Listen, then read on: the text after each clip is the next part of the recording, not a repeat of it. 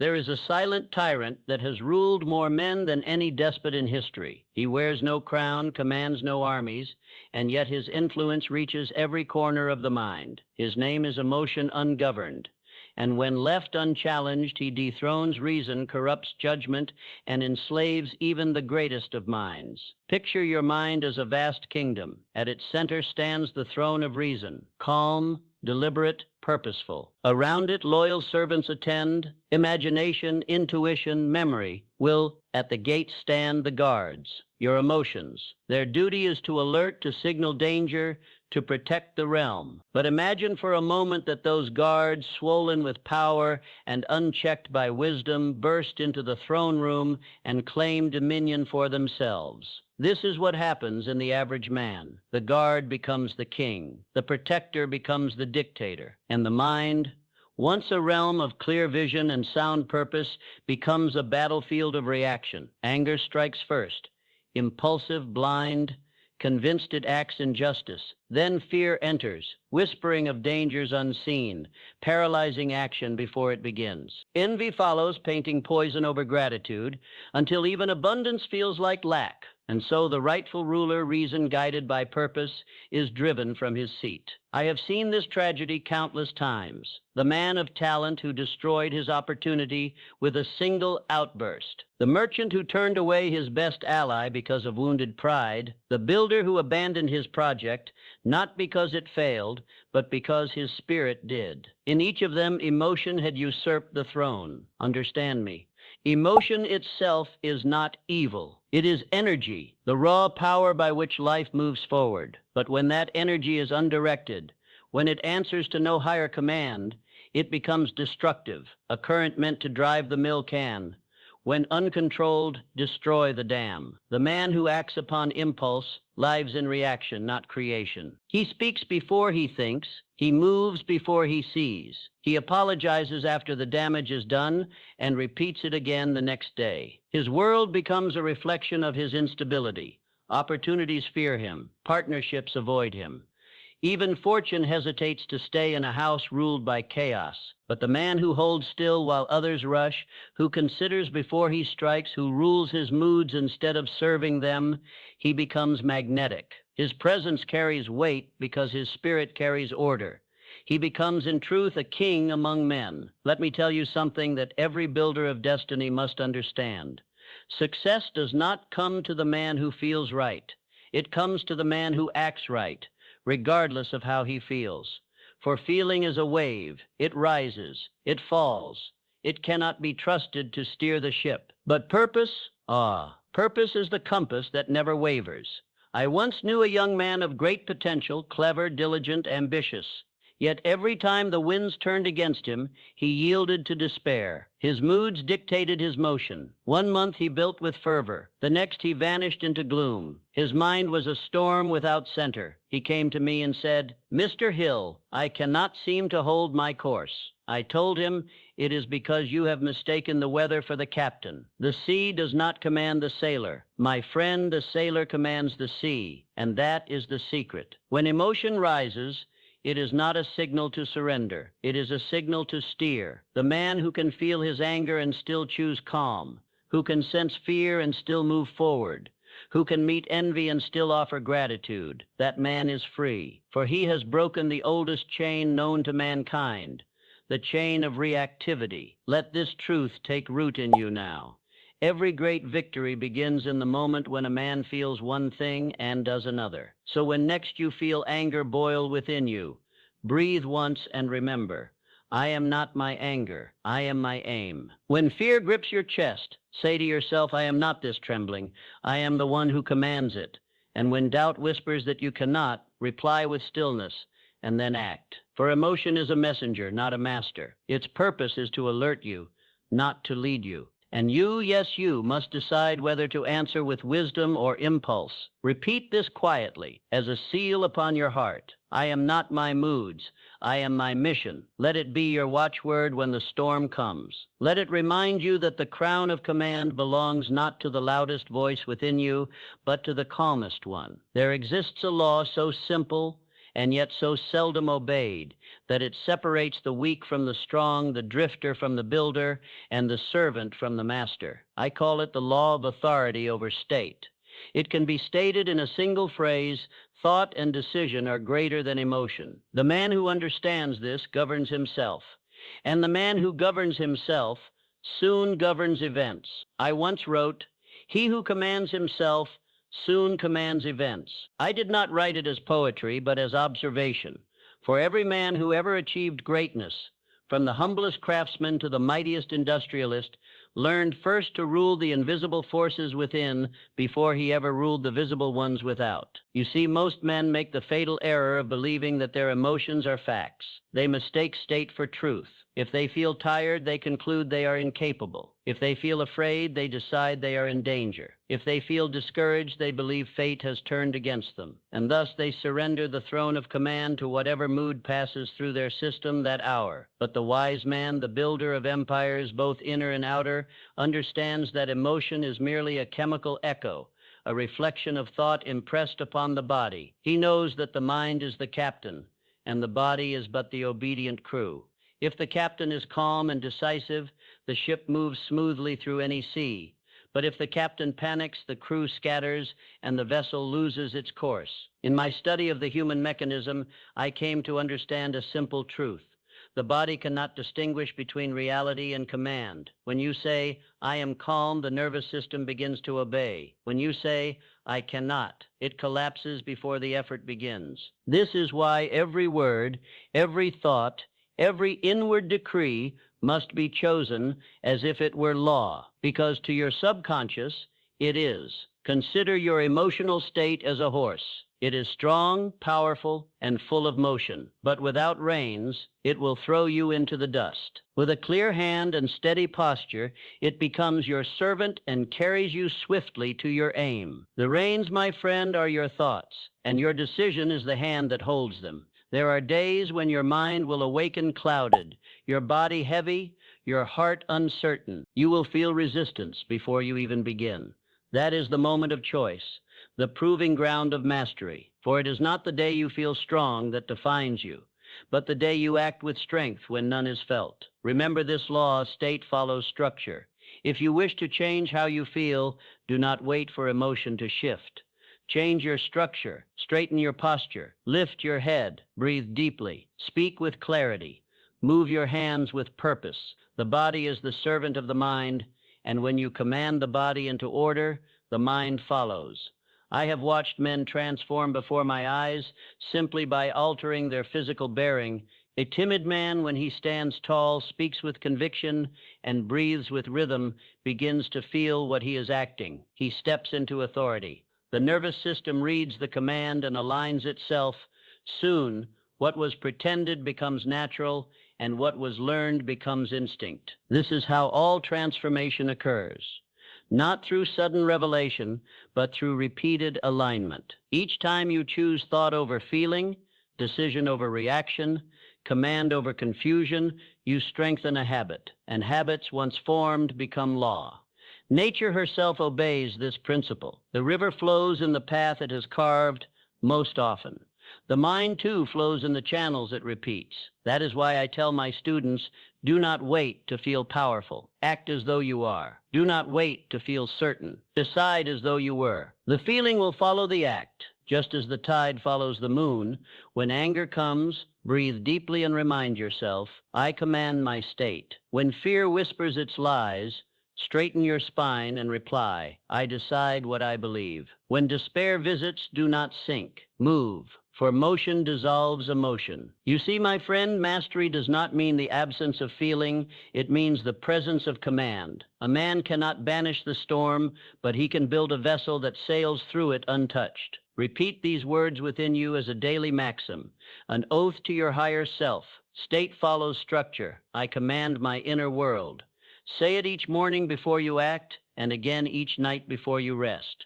Soon you will notice something subtle but powerful. Your emotions will begin to obey. They will no longer rise like masters, but respond like loyal servants. And when that day comes, when you can feel anger without acting in anger, when you can feel fear without retreating, when you can feel doubt and still advance, You will know you have achieved something rarer than wealth and more enduring than fame. You will have achieved self-command. And from that point onward, the world itself, sensing your authority, will bend quietly in your favor, because the man who commands himself soon commands events. There is a sickness that ruins more lives than failure itself. It moves quietly without sound or announcement, and yet it consumes a man from within until nothing remains of his purpose. I call it drift, that slow decay of will that comes when decision is delayed. Drift is the child of hesitation and the father of regret. It is what happens when the mind, unsure of its command, allows emotion to steer its course. A drifting man is like a ship unanchored. He is moved by every wind, every opinion, every momentary feeling. One day he sails toward ambition, the next toward comfort, the next toward despair. He tells himself he is waiting for the right time, not knowing that time itself waits for no man. Understand this truth. Indecision is the quiet assassin of greatness. The man who delays his choice has already made one, the choice of surrender. When I was a young reporter, I once visited the steel mills in Pittsburgh. There I met a clerk, a modest, well-dressed man of little means but great dignity. He was surrounded by noise and heat, by men stronger and louder than he, yet there was something immovable in his calm. One afternoon, I watched as a furious foreman shouted at him for an error that was not his. The men nearby froze, expecting him to answer back, to defend his pride. But he did not. He simply met the man's anger with steady composure, offered a clear explanation, and then returned to his work without a trace of resentment. Later, I asked him how he had done it, how he had resisted the flame that would have consumed most men. He smiled slightly and said, "Mr. Hill, years ago I decided that nothing outside of me deserves control over what is inside of me. Months passed, and when a vacancy opened for partnership in that same office, the owners overlooked men of greater experience and stronger tempers and chose that quiet clerk. His decision, made years earlier, had destroyed drift. It had placed him on the path of mastery. That story has lived with me since, for it revealed the greatest secret of will. Decision does not merely guide destiny, it creates it. The moment you decide firmly, the entire world begins to rearrange itself around your choice. But as long as you waver, as long as you permit doubt to whisper and fear to vote, the world remains unmoved. I have often said the man who makes a decision and stands by it is a force of nature. The man who hesitates becomes its victim. You must learn the ritual of decision. It is not a passing thought, but a declaration, a binding oath between your conscious mind and your soul. Each morning, before you step into the world, place your hand upon your chest. Feel the rhythm of your heart, that steady drum that never delays its duty. Let it remind you that your purpose, too, must be decisive, and say aloud, not as a wish, but as command. Today I decide who I am. Today I act with conviction. Today I burn every bridge that leads to doubt. This is what it means to destroy drift. You cannot allow retreat to remain an option. You must burn the boats that lead back to your old weakness. When a man knows there is no path backward, he finds strength he never knew he possessed. History has proven this in every field. The commander who lands his men on foreign shores and burns their ships behind them ensures victory, for his army must either win or perish. Likewise, the man who removes all excuses from his life must either rise or disappear into his own indifference. And so, my friend, you must ask yourself each morning, what am I choosing today? For even silence is a choice. Even hesitation is a command to remain where you are. When you say, I will wait until I feel ready, you are already defeated. For readiness is the illusion that keeps men asleep. But when you say, I will act, and through action become ready, you awaken the sleeping forces within you. The man who decides is magnetic. His speech carries power. His movement commands respect. Even his silence holds weight, because the world senses his clarity. Drift, on the other hand, breeds decay. It makes a man tired without labor, aged without wisdom, and poor without reason. You may find him surrounded by opportunities, yet unmoved by all of them. His indecision rots his potential faster than any enemy could destroy it. You must learn to destroy drift, the way fire consumes dry grass. Quickly, completely, without pity. When doubt enters, strike it with decision. When fear speaks, silence it with motion. When emotion rises, channel it into purpose. Say it now and mean it. I am not the wind. I am the helm. I decide. Feel those words settle into you. Each decision you make today, no matter how small, will train your mind to obey your command. Every act of choice builds muscle in the soul. And one day soon, when life presents you with a great opportunity disguised as difficulty, you will not hesitate. You will act. And in that moment, destiny itself will lean forward to serve you, for the man who decides swiftly and surely becomes a master of the law of life.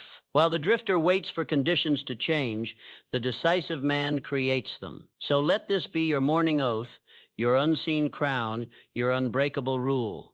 Decision destroys drift. Say it until your blood believes it, for in that declaration lies the death of weakness and the birth of power.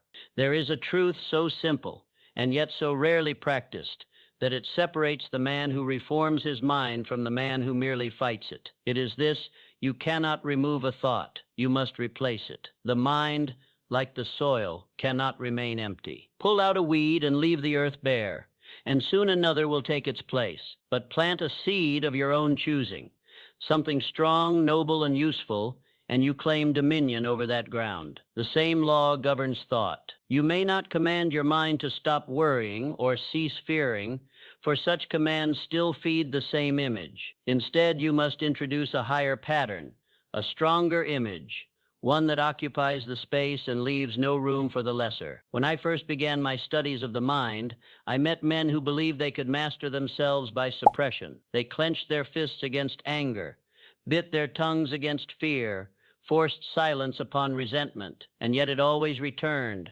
stronger, more cunning, more persuasive. Why? Because what you resist, you reinforce, but what you replace, you transform. You must treat your mind as you would a great workshop. If an unwanted worker enters, you do not argue with him. You assign another to his post. In time, the intruder has no place left to stand. Let me speak plainly.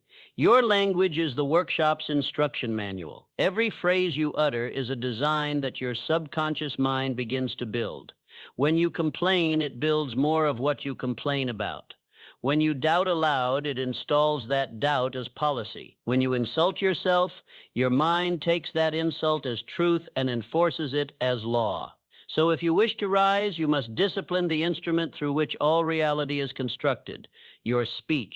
For 7 days, I invite you to enter what I call the speech fast. During this time, you are to abstain entirely from 3 poisons: complaint, criticism, and self-insult. Do not speak ill of another, no matter how justified you feel. Do not utter words of limitation such as "I can't," "I never," "I'm not the type." And under no circumstance are you to voice defeat before it happens. For 7 days, you are to speak only in the language of command. Now understand, this is no small task. At first, you will discover how deeply your habits of speech are tied to your habits of thought. You will catch yourself mid-sentence, realizing how often you declare weakness out of reflex. You will notice how quickly complaint rises to your lips, and how satisfying it once felt to speak of frustration. That moment of awareness is the beginning of transformation. Each time you catch yourself about to utter a word of decay, stop, breathe, and replace it. Instead of saying "I am tired," say "I am recharging." Instead of "I can't do this,"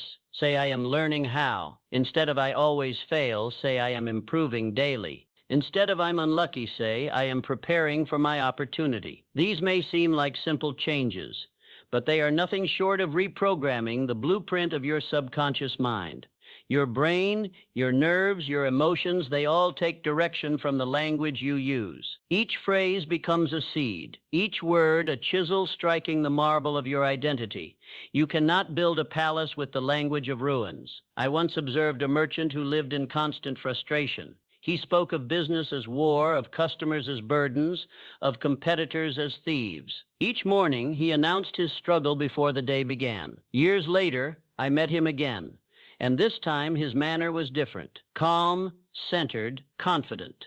He said to me, "Mr. Hill, I learned that the words I used built the house I lived in, so I changed the architecture. He no longer spoke of struggle, but of systems.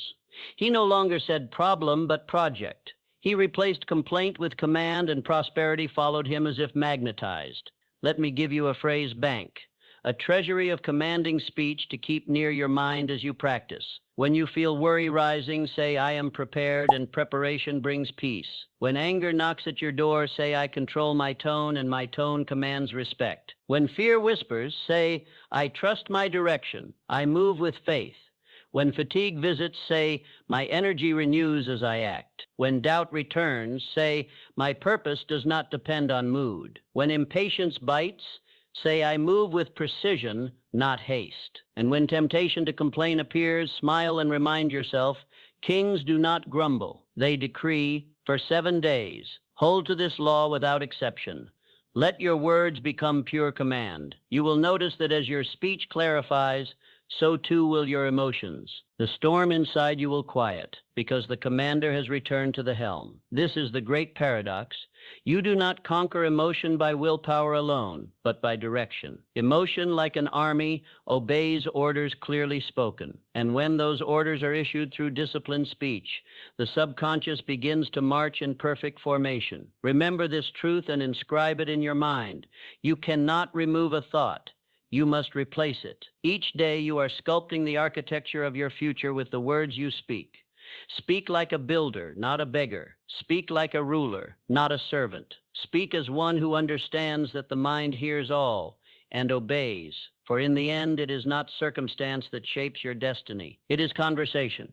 The conversation you keep with yourself in every hour, in every trial, in every quiet moment when no one else can hear. Guard that conversation as you would a vault of gold. It is the true source of all wealth, all peace, all power. There is a law of the mind that no man can escape, though most live their entire lives in ignorance of it. I call it the law of replacement, and upon it depends the entire mastery of thought, emotion, and destiny itself. You cannot erase a thought. You cannot silence a fear. You cannot banish anger by commanding it to go away. The mind does not work by subtraction. It works only by substitution. If you say, I will not be afraid, the mind still clings to the image of fear. If you say, I must stop worrying, the imagination still rehearses worry. The thought remains alive because you continue to feed it attention. The only way to remove a thought is to replace it with another, one of greater strength, higher vibration, and firmer conviction. Picture your mind as a great orchestra. When a discordant note plays, the wise conductor does not shout at the instrument. He introduces a stronger, clearer melody until the false note is drowned in harmony. So it is with thought. You do not argue with it. You outplay it. During my years of observation, I found that the most disciplined men were not those who tried to suppress their feelings, but those who trained their inner language. They had learned the secret of replacing complaint with command. Complaint is the vocabulary of weakness. Command is the language of kings. Listen to how most men speak of their lives.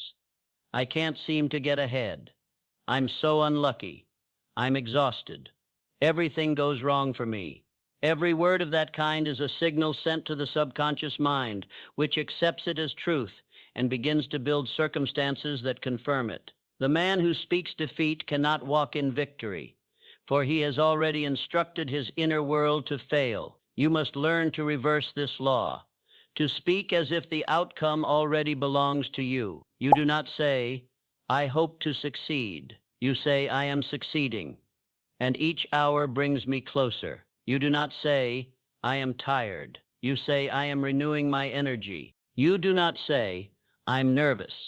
You say, I am focused. The difference is not mere optimism. It is construction. Every statement you make builds a pattern in your subconscious.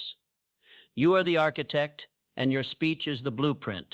To master this law, I once devised a small experiment for my students. I called it the 7-day speech fast. For 7 days, you are to abstain from every form of complaint, gossip, or self-insult. You are not to utter a single phrase of defeat. You are not to criticize yourself or another. And when the impulse arises, for it will You must replace it immediately with a statement of command. For example, instead of saying, "I can't stand this," say, "I am learning to master this." Instead of "This is too hard," say, "This is building my strength." Instead of "I'm always unlucky," say, "Each day fortune finds me better prepared." Instead of "I'm so anxious," say, "I am steady, calm, and in control."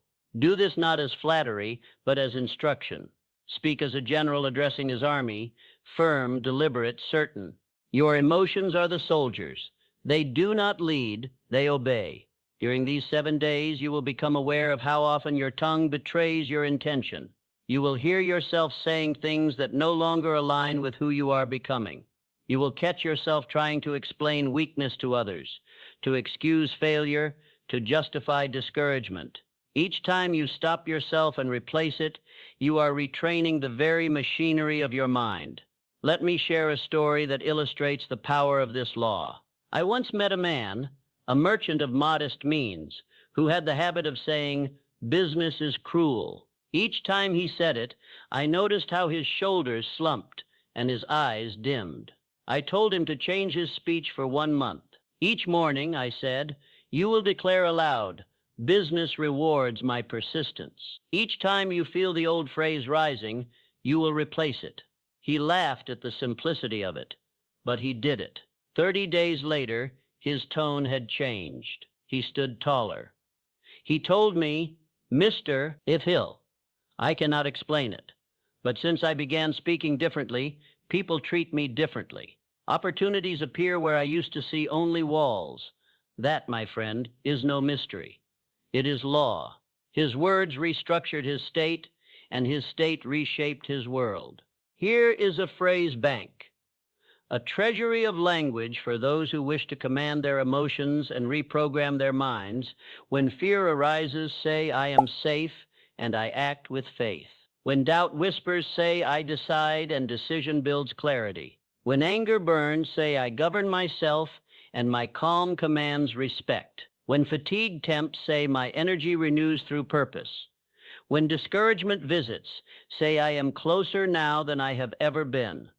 When envy stirs, say, "What I admire, I am preparing to achieve." When impatience presses, say, "I move with power, not haste." Carry these phrases as a craftsman carries his finest tools. Use them at once when the old language tries to return. At the end of your 7 days, you will notice something remarkable. Your emotions will have begun to obey your words instead of your moods. The voice of command will have replaced the noise of complaint. You will feel it, that quiet authority of a mind that serves you, not sabotages you. Do not mistake this for vanity or pretense. It is alignment, the natural harmony between thought, speech, and state. And once you have tasted that harmony, you will understand what I have long taught. The tongue of man is the rudder of his destiny. Guard your words as sacred instruments. Each sentence you utter today will sculpt the life you walk into tomorrow. So speak only that which builds. Replace every lesser phrase with a higher one.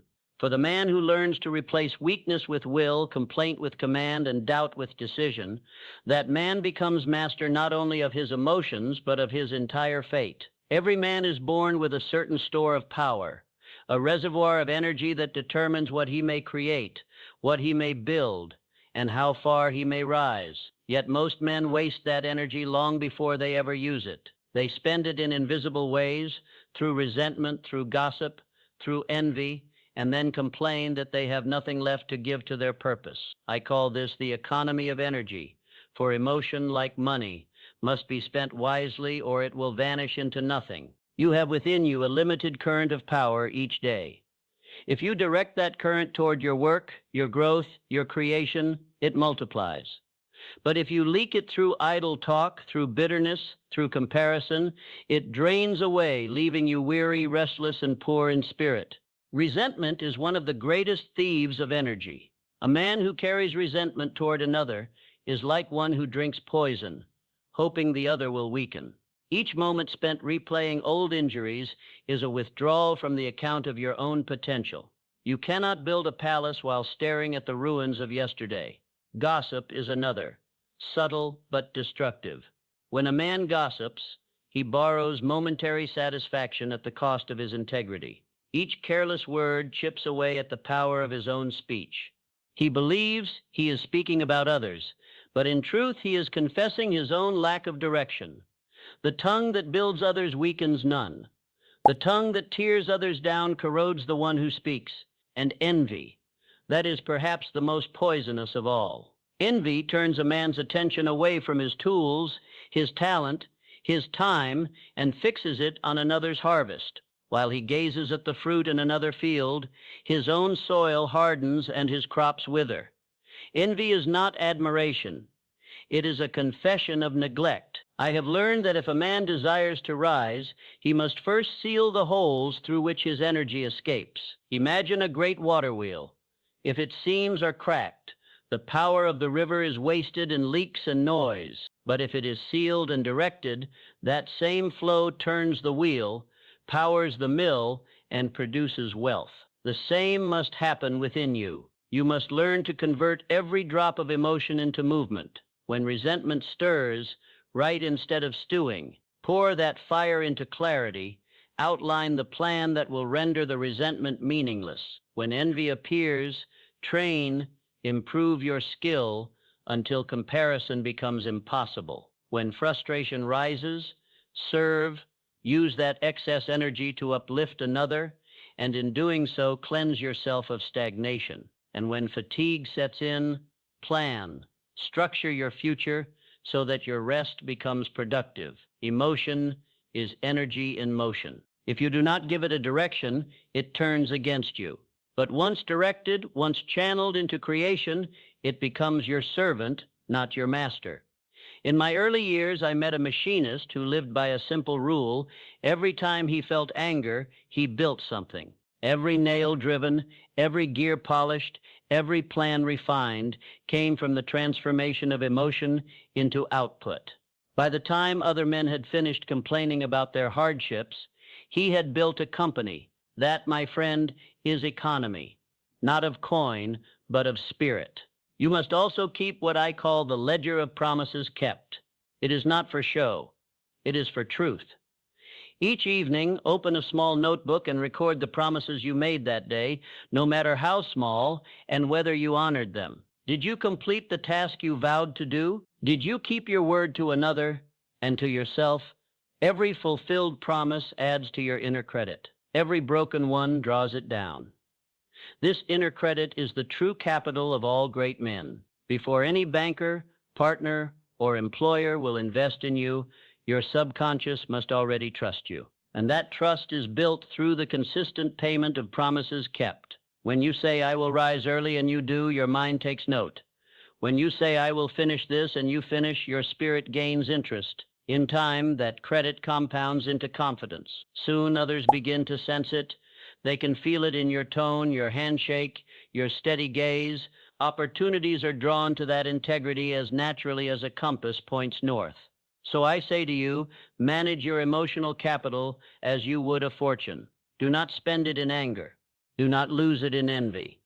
Do not gamble it on gossip. Invest it daily in creation, in action, in promises fulfilled. At the end of each week, open your ledger and read it aloud, not to boast, but to remind your subconscious who you are becoming. Feel the satisfaction of every kept vow. Let that feeling become your wealth. You will find that as your emotional economy strengthens, your external one will follow. Money, opportunity, and respect are not the roots. They are the fruits. The root is energy well governed. So guard your current. Spend it only where it multiplies. For the man who commands his energy commands his destiny, and that, more than gold or luck or lineage, is the true mark of mastery. Close your eyes now, my friend. Let the noise of the world fall away for a while. This moment is yours, a private council between you and the higher part of yourself. Breathe in slowly through your nose. Hold that breath for a count of 4, and release. Again, deeper this time. Feel the breath expand your chest, your ribs, your very presence. And as you exhale, imagine the weight of the day leaving you like dust shaken from a great coat after long travel. Now let your body grow still. Begin at your feet. Feel them anchored to the ground. They have carried you through every burden and battle. Send them gratitude. Let them rest. Move upward to your legs. The pillars that have supported your journey, unclench them. Let them soften. Now the abdomen, the furnace of your emotion. Breathe into it. Let it loosen its hold. Rise to your chest, the chamber of the heart. It beats faithfully, even when your faith falters. Honor it. Let it expand.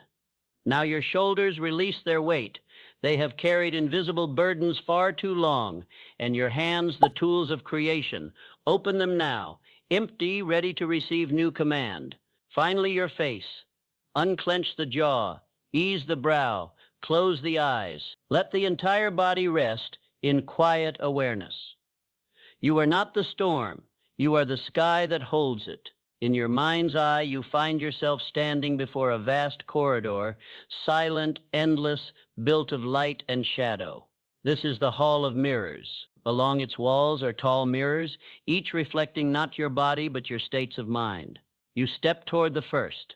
It shows your anger, fierce, burning red as iron in the forge. It takes the shape of a man striking his own chest, furious at the world. Do not turn away. Look him in the eyes. Say to him, calmly, you have served your time. You were born to protect me, but I now choose command. And as you speak, the red fire softens, melts, and becomes light. It flows back into your chest, purified into strength. Now move to the next mirror. Here stands fear, thin, trembling, its eyes darting at unseen threats. You step close and say, you warned me when I was blind, and for that I thank you. But now I see clearly. Your duty is done. Place your hand upon the glass. The reflection steadies, exhales, and dissolves into a calm silver mist that fills the air around you. The third mirror reveals envy, a shadowed figure looking outward, never inward, forever counting what belongs to others. Speak gently. What I admire in others, I am capable of creating myself.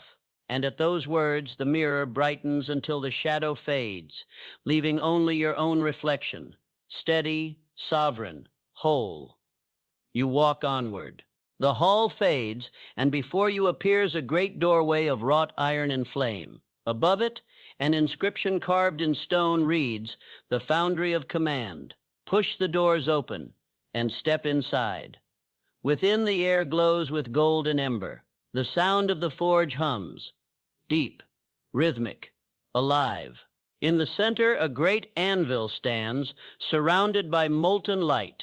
This is the birthplace of mastery, the place where raw emotion is melted down and recast into strength. Beside the anvil rests a hammer, inscribed with words that seem to glow from within. Decision. You take it in your hand. It feels warm, solid, inevitable. From the fire before you, a voice, your own higher self, speaks. Every emotion can be forged into command, anger into resolve, fear into vigilance, envy into ambition, despair into clarity. Strike now and shape your authority. Lift the hammer. Bring it down upon the molten light. Each strike sends a pulse through your entire being. With every blow, a shape begins to form. A slender rod of gold, bright as the morning sun. At last, you lift from the anvil what is now complete, the scepter of command. This is the symbol of your dominion over emotion. It is not a weapon. It is a reminder that power obeys direction. Raise it high, and as you do, a crown of soft light forms above your head, the quiet crown. It does not glitter with jewels. It radiates stillness. Its weight is not heavy, but grounding, a perfect balance between strength and serenity. Now a second symbol appears at your chest, the anchor breath. Each inhale draws calm from the depths. Each exhale releases noise. It anchors you to purpose, no matter how turbulent the waters around you become. And in your right hand forms another, the steady hand. It glows with certainty, unshaken by impulse or doubt. With this, you act from decision, not emotion, from clarity, not confusion. Stand there now, The scepter in your hand, the crown above your brow, the anchor in your breath, the hand steady before you. You are the ruler of your inner realm. You are no longer the servant of reaction. You are the master of response. Now repeat quietly, rhythmically, as though engraving each line upon your soul. I am calm in command. I am steady under pressure. I am guided, not driven. I rule my thoughts. My thoughts no longer rule me. My emotions serve my vision. My calm is my power.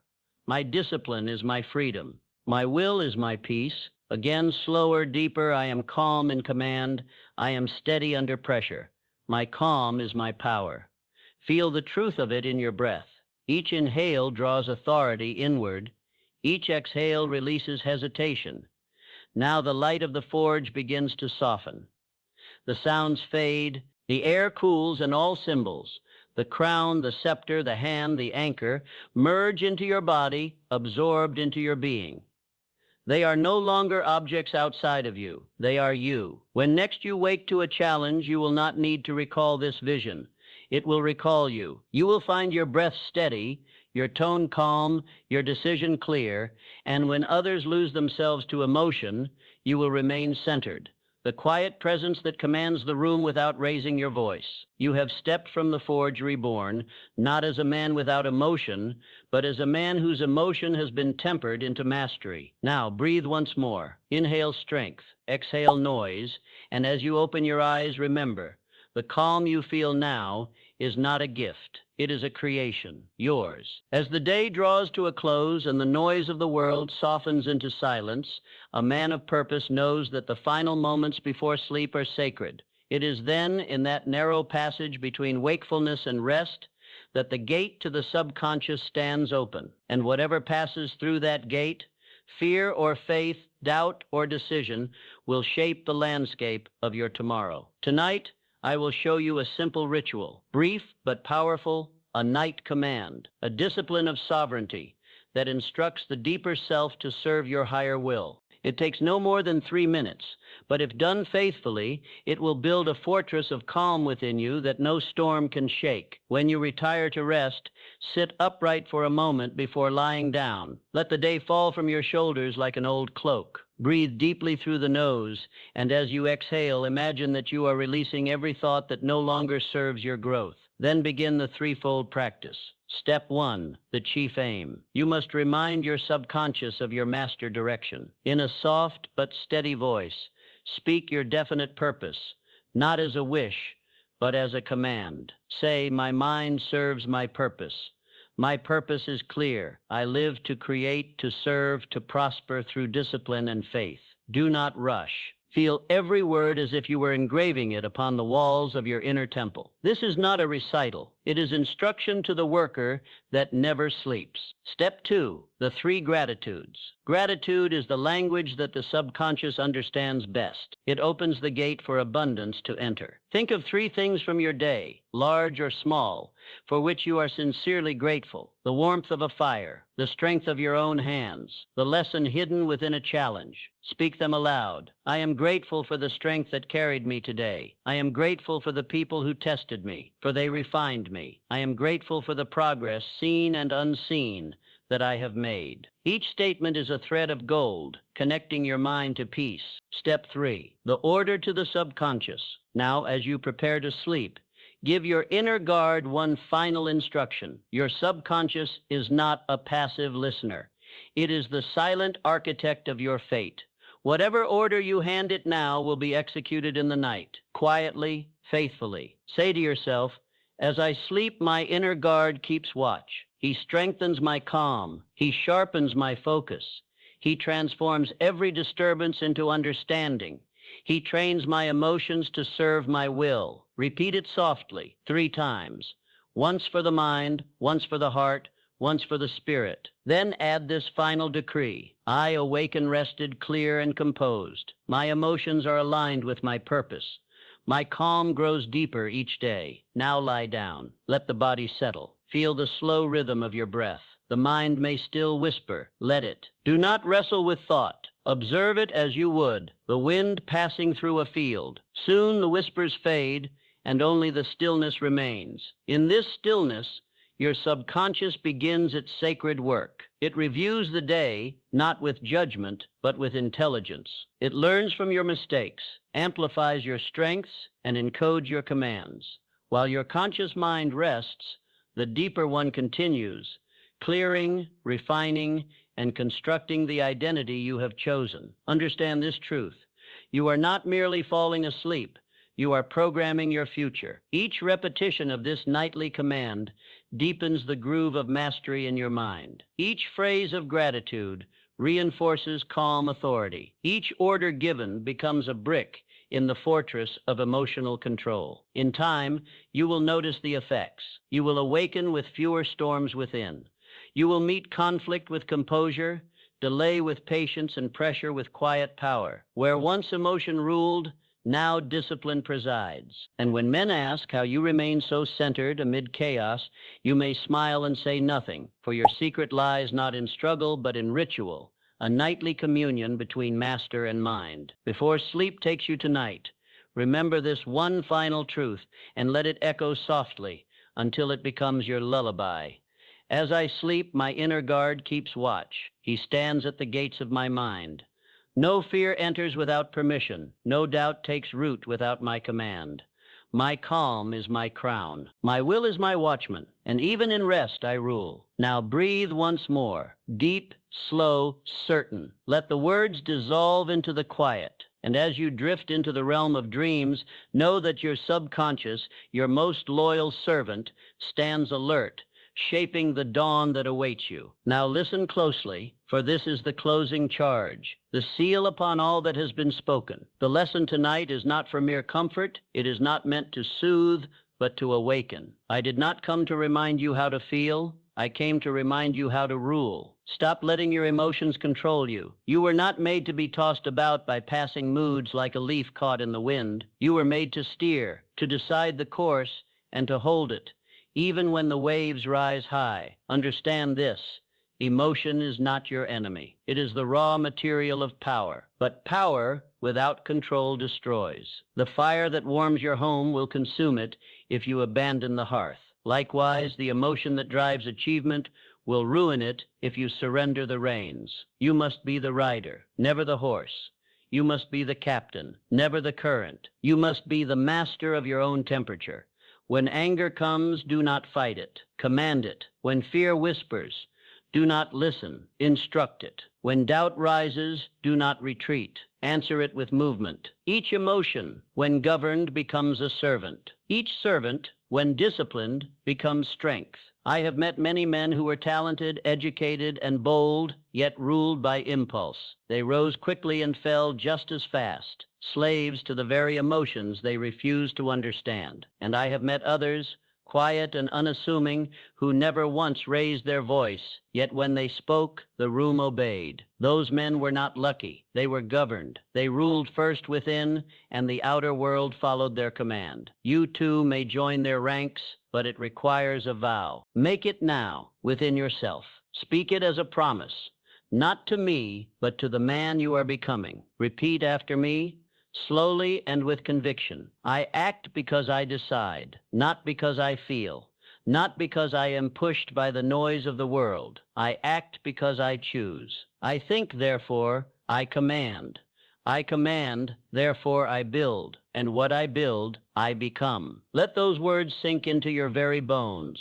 For decision is the language of kings, and hesitation the language of the ruled. Each time you decide, you reclaim your throne. Each time you hesitate, you hand it over to emotion. Do not wait to feel ready. Do not wait for courage to arrive. Courage is not a gift. It is a declaration, and you must declare it daily. From this moment forward, hold this truth. Your emotions may roar, but they no longer decide. Your mind commands. Your purpose directs. Your will executes.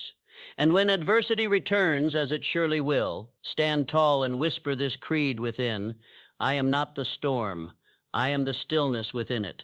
I am not the noise. I am the command that silences it. I do not chase power. I become it. That is your final charge. That is the mark of mastery. Not to feel nothing, but to feel everything, and still move by decision, not reaction. The man who rules himself does not chase power.